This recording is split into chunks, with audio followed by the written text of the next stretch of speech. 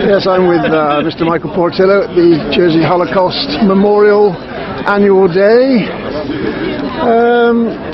Obviously it's a very important day worldwide, Memorial Day. 50 million people dead, we can hardly forget them.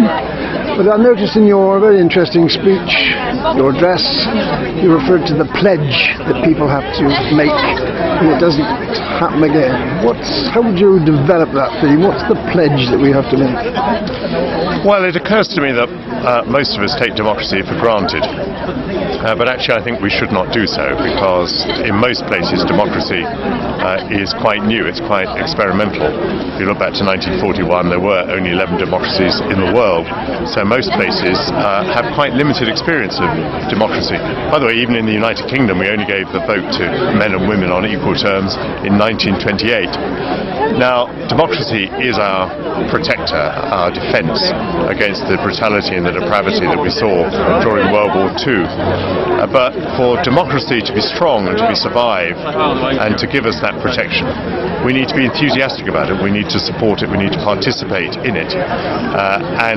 It's easy, I think, for people to become sceptical and cynical about democracy. I understand why that happens, but actually it is very important that it be supported. You're here specifically because your father was a Spanish Republican.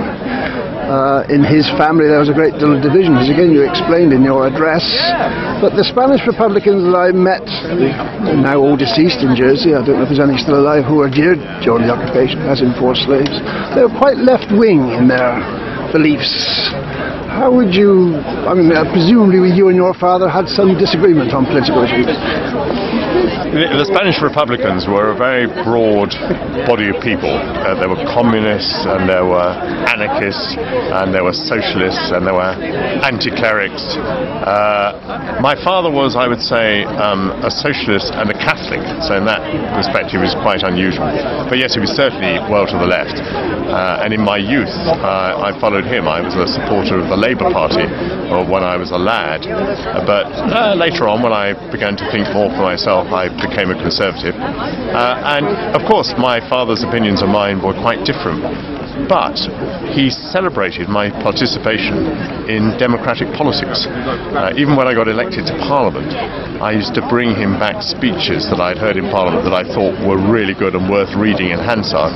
I remember once bringing him a speech by Enoch Powell, a man who was well to the right, and my father loved the speech because it was written in brilliant English. It was a wonderful piece of oratory, and because it was part of the practice of democratic debate. And it was for democratic debate that my father had fought. He hadn't fought for the left, he'd fought for democracy. Of course, for the Republicans it was a very long war, wasn't it? It started in the 30s and didn't end until Franco disappeared, when was that? When did Franco disappear? Franco died in 1975, and my father, who was a very, very peaceable man, he literally wouldn't let us kill a fly, and when he fought in the Spanish Civil War, he wouldn't carry a gun for fear of killing one of his brothers fighting on the other side. But when my father heard that Franco died, he let out a whoop of joy. So that was one death that he did celebrate. You're a guest in Jersey, so I don't want to put you too much on the spot, but as an ex-Treasury Minister, and I would just wonder what you make of this little island in the context of human rights in the worldly perspective, because obviously finance and human rights are all intertwined. Jersey doesn't have a very good record on human rights, and it's beginning to get a rather doubtful reputation in finance. You got any thoughts on that? Well, no, you do draw me into things that I don't want to get involved in. But part of the pledge, I was thinking. The only one I have the only area in which I have any experience is on the financial side, and there I would say broadly that it's been important to the United Kingdom to make sure that Jersey has the highest possible standards on things like capital adequacy of banking institutions and money laundering protection and things like that.